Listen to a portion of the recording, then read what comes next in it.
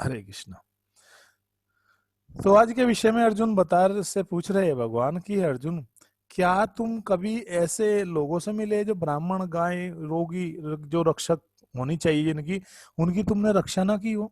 ऐसा तो नहीं कि, या कोई भिखारी मिला हो आपको भीख मांगने वाला और उसको आपने भीख ना दी हो, भिक्षा ना दी हो? तो भिक्षा का बहुत बड़ा महत्व है। यदि हमें, हमारे पास समर्थवान है और हमें कोई मिलता है, बहुत सारे भक्तों के प्रश्न रहते हैं कि प्रभु जी हमें क्या पता वो सही है गलत है, लेकिन इतना कर सकते हो आपकी धन ना दे करके उसको अन्न जरूर दे देना चाहिए। अन्न में भी कृष्ण प्रसाद अपने पास रखना चाहिए। भगवान को ऑफर लगाओ को सूखा प्रसाद और ड्राई ड्राई जो बनता है, नाम मैं नहीं लूंगा, आप कुछ भी अपने हिसाब से कर सकते हो। मतलब जो पेड़ा हो सकता है, बर्फी हो सकती है, या कोई भी सूखा ऐसा आइटम होता है, डब्बे में रखो अपने बैग में, जहां भी जाओ कोई मिले उसको प्रसाद दे दो, भगवान का तुलसी पत्ता, बस सबसे बड़ा उपकार कर दिया आपने। पैसे मत दो उसको, क्योंकि हो सकता है अगर आप पैसे दोगे तो वो कहीं मिसयूज कर लेगा, अगर उसने उस चीज पैसे का मिसयूज कर लिया तो वो गलत हो जाएगा आपके लिए भी। तो इसलिए जरूर देना चाहिए कुछ ना कुछ अगर कोई हमसे मांगता है, क्योंकि वो क्यों मांग रहा है, भले उसका इंटेंशन गलत हो सकता है, लेकिन उस मतलब उसका सोच गलत हो सकती है कि वो पैसा लेकर गलत कर दे, लेकिन हमें अगर सही ज्ञान है तो हम वो इसलिए मांग रहा है क्योंकि उसके हृदय में भगवान परमात्मा है और वो हमसे रिक्वेस्ट कर रहा है। तो रिक्वेस्ट अगर हमसे कर रहा है और हम तो भगवान को मानने वाले हैं, चलो हम ये नहीं कहते कि हम भक्त हैं, अगर भक्त भी नहीं है तो जरूर उसको कुछ देना चाहिए, बहुत बड़ी बात होती है। उसको खाने की वस्तु दे दो, प्रसाद दे दो, बस इससे बड़ा और कोई उपकार नहीं। कह रहे कि हे अर्जुन, क्या तुमने दुष्चरित्र कोई स्त्री है उसका संग तो नहीं, यानी उसके कहीं इंटीमेट कांटेक्ट में तो नहीं आप लोग गए, कहीं ऐसा तो नहीं कि तुम किसी ऐसी स्त्री से मिले हो, जो जैसे कि शहर में रास्ते से गए तुम, कोई ऐसी जिसका चरित्र अच्छा ना हो, ऐसी स्त्री से तो नहीं कहीं आप मिले? यहाँ देखो युधिष्ठिर महाराज क्या क्या बता रहे हैं। अर्थात युधिष्ठिर महाराज बता रहे हैं कि कहाँ कहाँ से व्यक्ति दूषित होता है, और या अथवा सुपात्र स्त्री के साथ कोई अच्छी भद्र स्त्री हो, भद्र सभ्य स्त्री के साथ में तुमने ऐसा तो नहीं किया कोई दुर्व्यवहार किया हो, कोई बदतमीजी की, मिसबिहेव किया हो, उसको कुछ बोला हो आपने, अथवा मार्ग में ऐसे व्यक्ति के द्वारा तुम पराजित किए गए हो, हैं, जो तुमसे निकृष्ट या तुम्हारे समकक्ष हो, ऐसा तो नहीं किसी ने तुम्हें हरा दिया हो है, ऐसा भी नहीं बता रहे। और क्या तुमने उन वृद्धों और बालकों की परवाह नहीं की क्या, हे अर्जुन? ऐसे लोग, ऐसे बालक वृद्ध मिले होंगे जो भोजन करने के योग्य थे, क्या तुमने उनको छोड़ करके अकेले ही भोजन कर लिया क्या अर्जुन? ये बता देना मुझे। और क्या तुमने ऐसी कोई गलती कर दी है कि जो जिसको निंदनीय माना जाए? देखो ऐसी बात हम कभी करते नहीं परिवार में, जबकि हमें करनी चाहिए। क्यों करनी चाहिए? ताकि अच्छी शिक्षा मिले, अपने बच्चों को बताना चाहिए भाई ऐसे मत करना, ऐसे मत करना। परिवार में बैठ करके शाम को आध घंटा हमें कम से कम इन बातों विचार करना चाहिए। आज तुम्हें कौन मिला, कैसे मिला, कुछ भी तुम्हारे मन में हो तो शंका बताओ, क्लियर हो जानी चाहिए चीजें।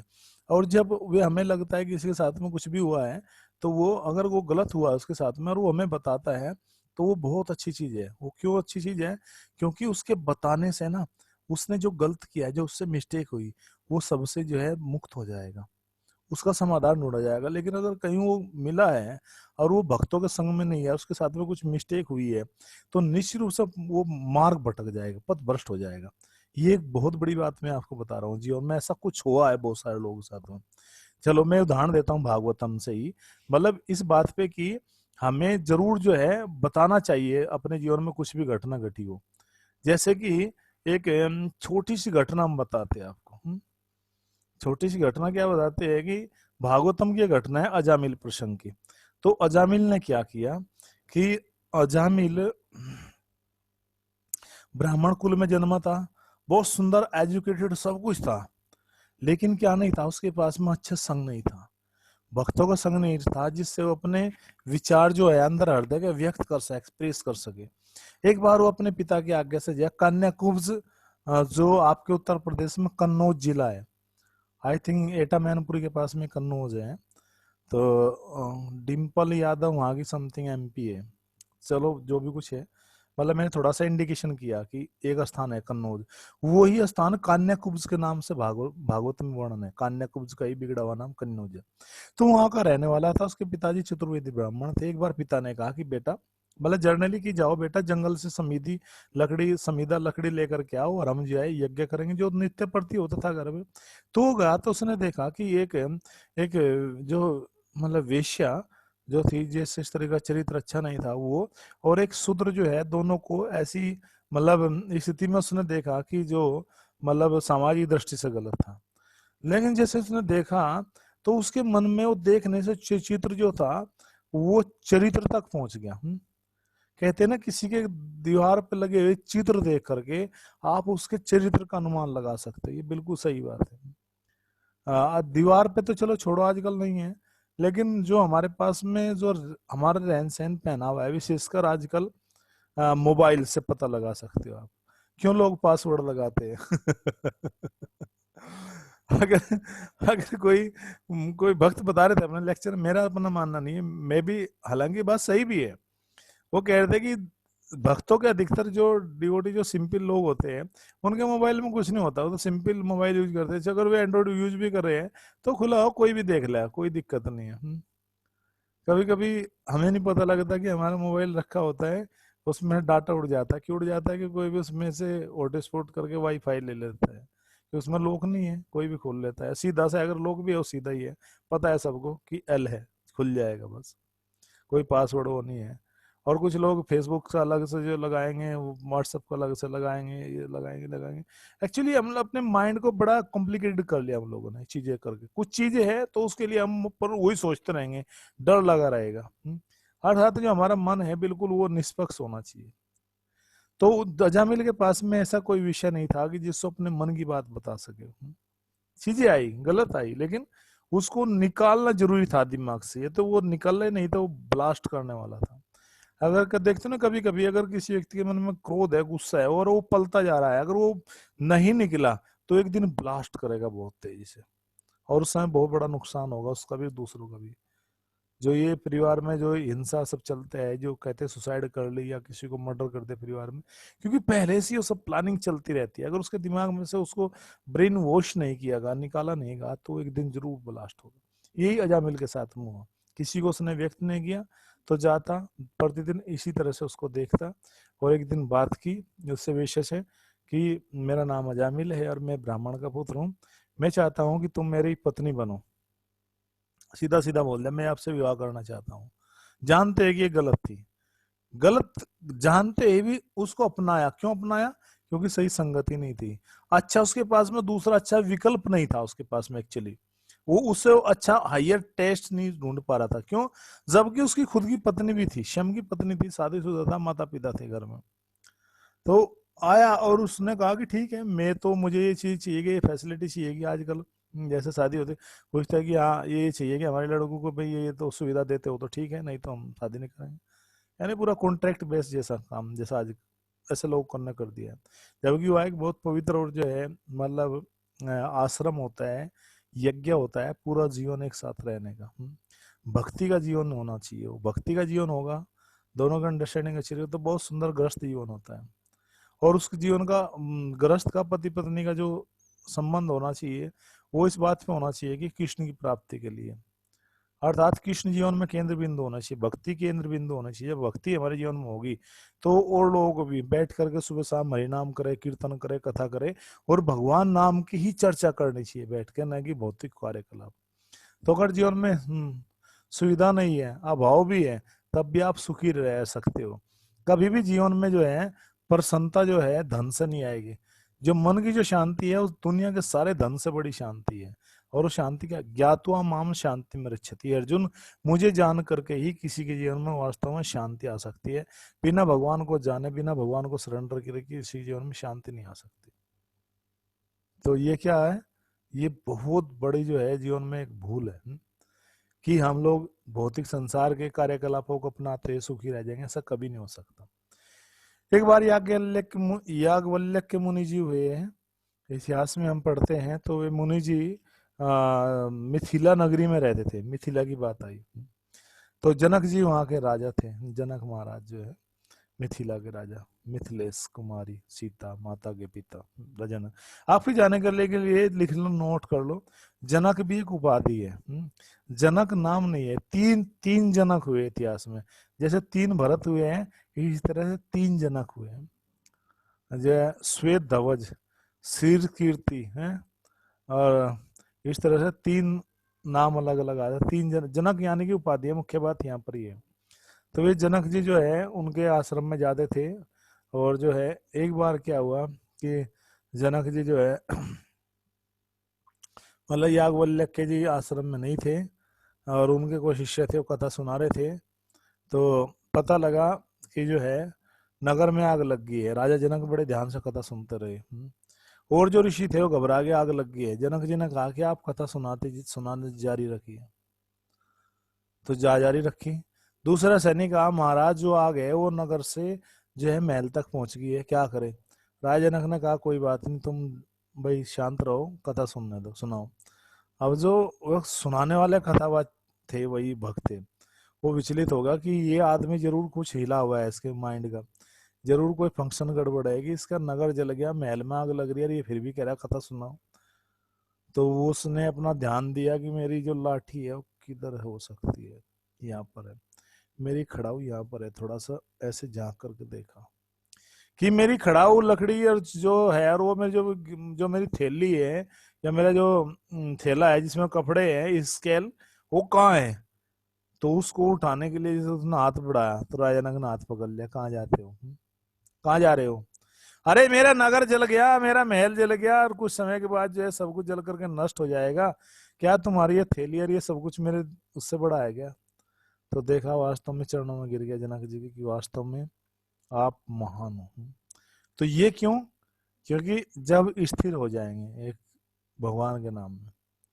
तो एक बार ऐसे ही राजा जनक जी के पास में एक आए कोई साधक, उसने कहा कि मेरा मन वश में नहीं है, मेरा मन इधर उधर भागता है। जनक महाराज ने कहा बहुत आसान है।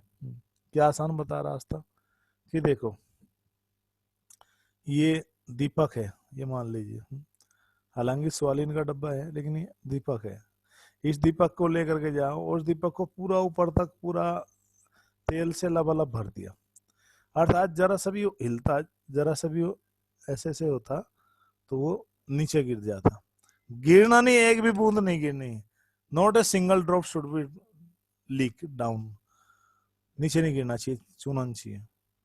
तो बड़े ध्यान से जा रहा, बड़े ध्यान से जा रहा, और बोला कि इस महल का पूरा एक चक्कर लगा करके आना। महल का चक्कर लगा करके आया, और जो है एक भी बूंद उसमें गिरने नहीं थी, बड़े ध्यान से, बड़े ध्यान से लेकर के आया। राजा जनक जी के पास आया, बोला देखो मैंने ये देखो इसको कर दिया, देखो एक भी बूंद नहीं गिरने दी। तो राजा जनक ने कहा शाबाश, तुम्हें हम आज इनाम देंगे, पारितोषिक देंगे, पुरस्कृत करेंगे। ये बताओ, जब तुम इसको लेकर के चल रहे थे, क्या उस समय तुम्हारा मन कहीं भागा, क्या चीज याद आई। बोलो भागने की बात करें, कुछ भी याद नहीं आया। बोलो क्यों।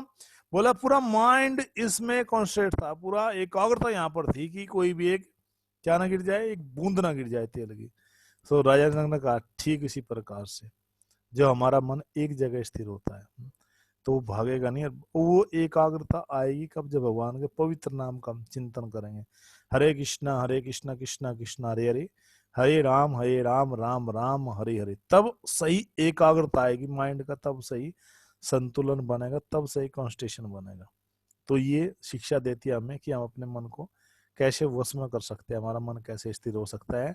और अजामिल ने नहीं किया मन को वश में, तो क्या किया, अपनी माता को पीट कर निकाल दिया, पिताजी को पीट कर निकाल दिया, पत्नी को घर से पीट कर निकाल दिया, उस वेश्या को लेकर के आए, उससे कई बच्चे संतान पैदा की।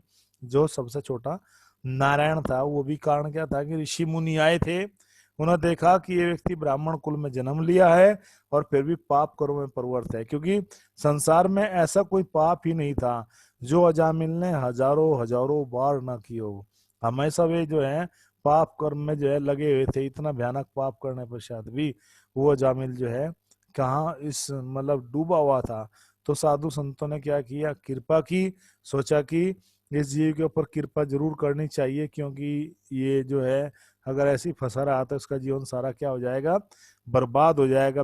तो उसको कहा कि, क्योंकि जब संत महात्मा आए थे उस गांव में जो है प्रवेश किया, तो पूछा कि भाई हमें एक ब्राह्मण का घर बताइए जो बिल्कुल बहुत सात्विक हुआ है, और संतों का सम्मान करने वाला हो, सेवा भाव उसके हृदय में हो।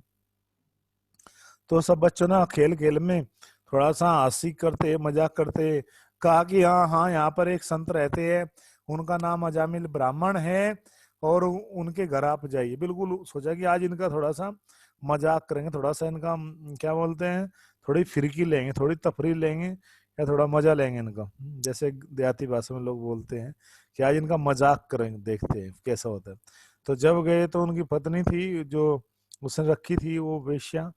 तो खैर उसने थोड़ा सम्मान ही किया कि आप आइए, मेरे घर पे आए हो। जैसा भी जी थोड़ी देर बाद अजामिल आ देगा कि वहां संत माता बैठे हो घर पे, तो आग बबूल होगा, तुम्हारी हिम्मत कैसे हुई मेरे घर में घुसने की? तुमको क्या किसी ने नहीं बताया कि मेरा स्वभाव कैसा है, मैं कौन हूँ? माता बोलते हैं कि हाँ हाँ, हमें बताया है, गांव के बच्चों ने बताया, बालक जो गांव के बाहर खेल रहे थे मैदान में, उन्हें बताया कि आप बहुत संत पुरुष हो, साधे पुरुष हो, आप दान देते हो, सेवा करते हो, परोपकार, दया, सहिष्णुता, करुणा, सदाचार आपके हृदय में कूट कूट के भरा हुआ है। तो अजामिल बोलता है बिल्कुल गलत। उन्हें बिल्कुल गलत बताया। उन्होंने ये नहीं बताया कि मैंने कितने लोगों को हैप्पी बर्थडे कर दिया है, कितने लोगों को काट के पहुंचा दिया ऊपर। अर्थात अजामिल के जीवन में ऐसा कोई पाप नहीं बचा था जो अजामिल ने हजारों हजारों हजारों बार ना किया हो धरती में। ऐसा कोई जगाई मदाई के जैसे इतना पाप किया था कि जिसकी तुलना नहीं की जा सकती।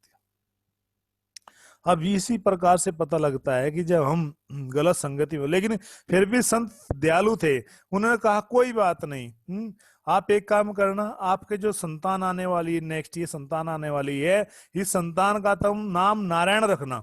हजामिल ने कहा क्यों मैं नारायण के नाम रखूंगा, मैं कुछ और रख दूंगा, मैं खचेड़ी रख दूंगा, मैं जो हूँ क्या रख दूंगा, माइकल रख दूंगा, मैं जो हूँ माइक्रोन इलेक्ट्रॉन रख दूंगा, कुछ भी अजीबो गरीब से जो आजकल नाम जो होते हैं ऐसे में रख दूंगा नाम।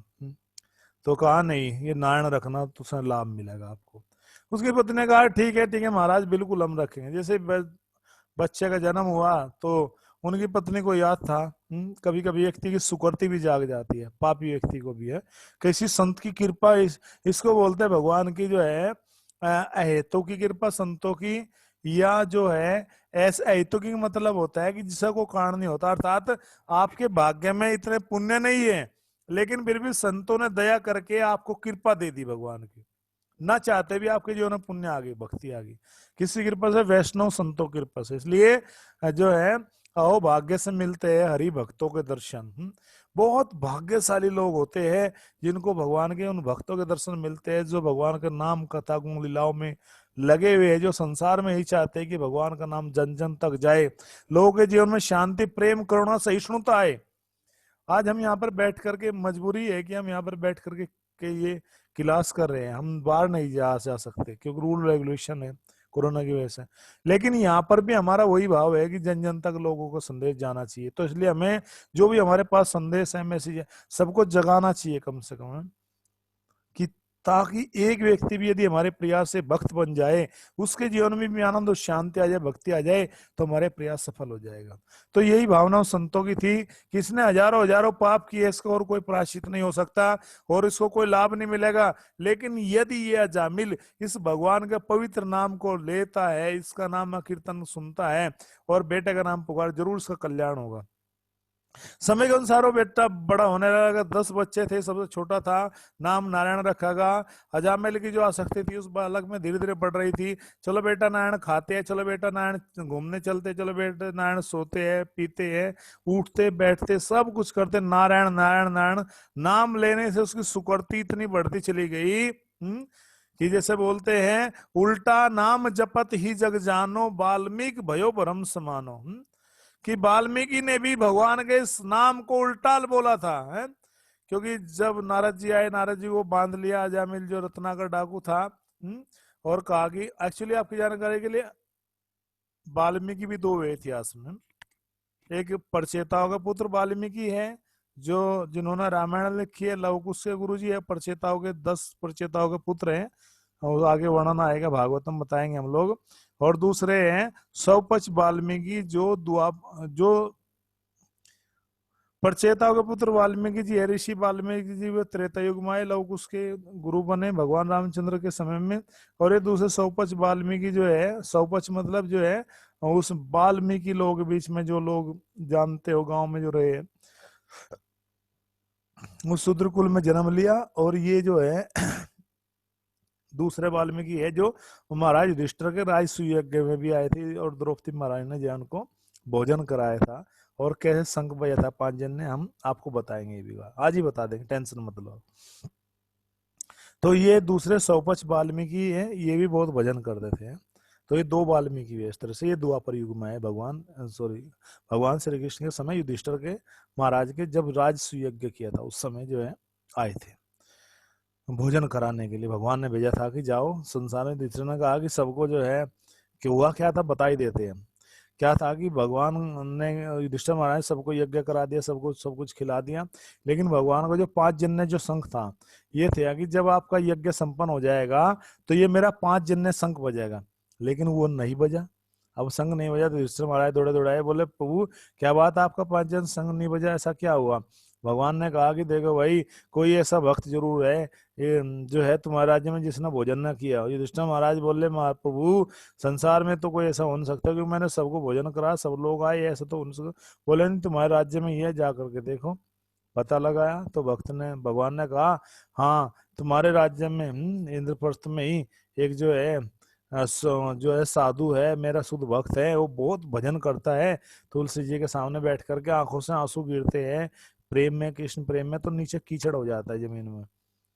तो फिर उसको बुलाओ प्रभु। भगवान बोले नहीं, वे देखो हमारा भक्त है, हम उसकी भजन में बाधा क्यों बनेंगे, हम तो जा नहीं सकते। बोला नहीं, फिर उसके बिना तो यज्ञ संपन्न नहीं। बोला हाँ ऐसा तो है। युधिष्ठिर महाराज फिर क्या करे प्रभु जी। भगवान ने कहा कि एक काम करो, अर्जुन और भीम को भेजा जाओ, उसको उनको बुला करके लेकर आओ और कहो कि भगवान ने आपका निमंत्रण, युधिष्ठिर महाराज ने भेजा है और भगवान श्री कृष्ण ने आपको बुलाया है। तो ढूंढते ढूंढते गए, देखा कि इस तरह से कोई जो है अपने पूरा जो उनकी झोपड़ी थी उस पर पूरा गाय गोबर लीप करके महामंत्र लिख करके अपने जो मकान का जो आहता होता है, जो कोर्टयार्ड होता है, उसमें बैठ करके तुलसी पेड़ पर के सामने बिल्कुल बहुत सुंदर तरीके से चटाई बिछा करके भजन कर रहे हैं। और दोपहर में बैठकर भजन कर रहे हैं, पूरा पसीना बह रहा है शरीर से और आंखों से आंसू बह रहे हैं, पूरा कीचड़ हो गया नीचे। तो हवाएं लगाई, थोड़ी देर बाद कहा कि मैं भीम और हम 2 भाई अर्जुन, हम लोगों को भेजा है युधिष्ठिर महाराज ने भगवान श्री कृष्ण राज सुयज्ञ में, आपका कल जो है कल के लिए आपका निमंत्रण है, आपको हमारे यहाँ पर आकर के भोजन करना है। उसने कहा कि देखो मेरा तो भजन खराब हो जाएगा। बोले नहीं, भगवान ने, श्री कृष्ण ने बुलाया आपको। तो बोले कोई बात नहीं, अगर भगवान ने हमें बुलाया है तो चलो हम आ जाएंगे। तो जैसे ही सूचना मिली भगवान ने द्रौपदी महारानी को, द्रौपदी महारानी के पास एक और कला थी। द्रौपदी महारानी जो है बहुत सुंदर पकाने में बड़ी एक्सपर्ट है। द्रौपदी महारानी से भगवान ने कहा कि द्रौपदी कल तुम्हारी पाक कला की परीक्षा है, अर्थात कल तुम्हारा टेस्ट है इस बात के लिए कि तुमने कितना सुंदर भोजन बनाया है। और जो है द्रौपदी महारानी, भगवान की सारी पटरानियां, सब लोग लग गए हैं पूरा जो है। और पूरी रात में सैकड़ों प्रकार के व्यंजन बनाए गए। जो चाटने वाले थे उनकी कैटेगरी अलग थी, जो चूसने वाले थे, 4 तरह के पदार्थ होते हैं, चाटने वाले, चूसने वाले, खाने वाले और पीने वाले, 4 तरह के पदार्थ हैं जो भोज्य पदार्थ। चतुर्विधा भोजन जो 4 प्रकार के मंगल आरती में भी आते हैं। तो वे तैयार किए गए हजारों की वैरायटी में। जैसे ही वो संत आए, द्वार पर आकर के बैठ गए, तो भगवान ने कहा भैया थोड़ा अंदर आ जाओ तनिक। बोला नहीं, जो भी कुछ है हमारे लिए तो यहीं पर ही ला करके दे दो। तो सारे आइटम रखे गए उसके सामने। उनके पास में एक बड़ा सा कटोरा था, उस कटोरे में मिला लिया रसगुल्ला, मिला लिया पनीर, बालूशाही की, और जो है क्या chow mein, idli, burger, dosa, pizza, pasta, और पिज्जा पास्ता हो गया, और क्या ढोकला था, तो ढोकला हो गया, पेटीज, बर्गर, चोखा, ये सब बहुत सारे आइटम मिला लिए और एक जगह उनको मिला करके मिक्स करके जो है यार, फिर समोसा भी था उसमें रसगुल्ला के साथ में। तो जैसे ही वो खाने लगे, अब खाने लगे जैसे ही, तो उसके इसको देख करके स्वभाव होगा, क्योंकि एक बात है कि माताओं को जो है इतना आनंद भोजन बनाने में नहीं आता जितना खिलाने में आता है। और खिलाने में भी कब आता है, जब खाने वाला कहेगा अरे वाह, ये जलेबी तो मैंने जीवन में इतनी सुंदर पहले ही 2 बार देखी है, तो माता कहे कि हाँ ओढ़ लो ओढ़ लो। ये कढ़ी का क्या स्वाद है, क्या रसगुल्ला है, कितना सुंदर इमरती है, कितना सुंदर आपने जो है चाउमीन बर्गर बनाया, क्या बात है। इतना सुंदर सुंदर सुंदर व्यक्ति का और खिलाने वाला का भी भाव बढ़ जाएगा। तो ये भाव होता है इस तरह से। तो 1 मिनट के लिए हम यहाँ पर रुकेंगे, हमारी एक क्लास अभी पूरी हो रही है और 1 मिनट के बाद में फिर हम आपके बीच में सही उपस्थित होंगे। जय, आप सबसे प्रार्थना है कि कोई भी मीटिंग छोड़कर मत जाया करो, क्योंकि दोनों ही मीटिंग हमने बराबर कर दी है और हम धीरे धीरे थोड़ा समय कम करेंगे। हाँ, क्योंकि जितने संख्या है अभी हमने देखा 32 लोग हैं, तो एज इट इज सब लोग रहने चाहिए। तो जरूरी है, क्योंकि पूरी कथा तभी उससे हम जो है श्रवण कर पाएंगे, समझ पाएंगे। तो जरूरी है कि हम समय प्रॉपर मैनेज करें कि यार पूरी मीटिंग सुने, छोड़ कर ना जाए, क्योंकि कुछ चीज़ें छूट जाती है वो बाद में रिकॉर्डिंग में भी नहीं आती, रिकॉर्डिंग में भी नहीं होती है।